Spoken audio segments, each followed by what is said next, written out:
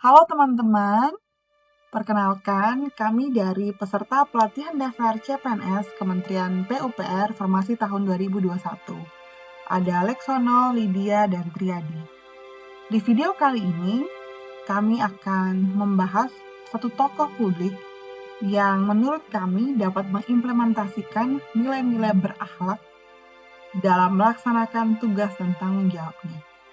Beliau adalah Profesor Dr. Insinyur Sutami, yang merupakan seorang insinyur sipil yang pernah menjabat sebagai Menteri Pekerjaan Umum Indonesia. Insinyur Sutami adalah lulusan Teknik Sipil ITB tahun 1956. Berkat keuletannya, tidak sampai 5 tahun, dia sudah ditunjuk menjabat Direktur Utama Perusahaan Negara Utama Karya yang bertanggung jawab menyelenggarakan sejumlah proyek mercusuar Soekarno. Menjelang Asian Games keempat pada 1962 di Jakarta, Sutami sempat diberi tugas memperkuat sejumlah bangunan di Senayan, termasuk Stadion Utama Senayan. Dari sana, Sutami menemukan teori perhitungan beton yang lebih baik, bernama teori Ultimate Strength Design. Teori ini kembali dipergunakan untuk membangun gedung Konevo pada 1965, kini berubah menjadi gedung DPR MPR, sesuai dengan pandangan hidupnya yang menganggap insinyur harus punya sikap netral dan objektif. Sepanjang masa jabatannya sebagai Menteri PU di Kabinet Pembangunan, Sutami banyak mempelopori pembangunan waduk besar, pembuatan saluran irigasi tersier, dan pusat-pusat tenaga listrik. Sutami kerap berkeliling ke pelosok untuk meninjau lokasi tujuan transmigrasi yang bermasalah. Begitu besar perhatian Sutami pada pembangunan di tingkat bawah. Sebagai menteri, Sutami malah lebih sering mengurus pembangunan jembatan desa atau irigasi kecil. Baginya, setiap pembangunan sepatutnya langsung bermanfaat bagi rakyat kecil, ketimbang pembangunan-pembangunan raksasa yang menunjang ke arah perluasan industri. Sutami juga dikenal sebagai sosok sederhana yang miskin harta, namun kaya akan karya. Semasa menjadi menteri, Sutami diketahui menolak memanfaatkan fasilitas negara secara berlebihan.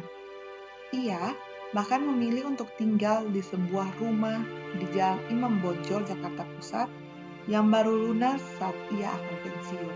Sebagai menteri, Sutami juga dipercaya memimpin beragam proyek raksasa di Indonesia.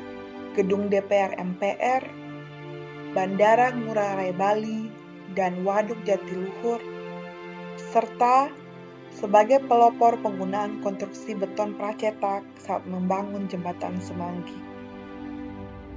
Semuanya dipimpin oleh Menteri PU itu. Bahkan sebelum terjun menjabat sebagai menteri, Sutami sempat menjadi pimpinan pusat proyek pembangunan jembatan Ampera di Sungai Musi, Palembang. Hebatnya lagi, hingga saat ini karya-karya Sutami masih kita nikmati dan berdiri dengan sangat kokoh.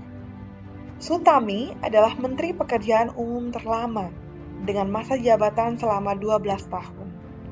Ia menjabat di 6 kabinet kerja, menjabat sebagai menteri pada era Soekarno dan Soeharto, membuktikan bahwa Sutami bekerja bukan hanya untuk golongan tertentu, serta tidak untuk satu rezim atau satu presiden saja, melainkan demi bangsa dan rakyat Indonesia.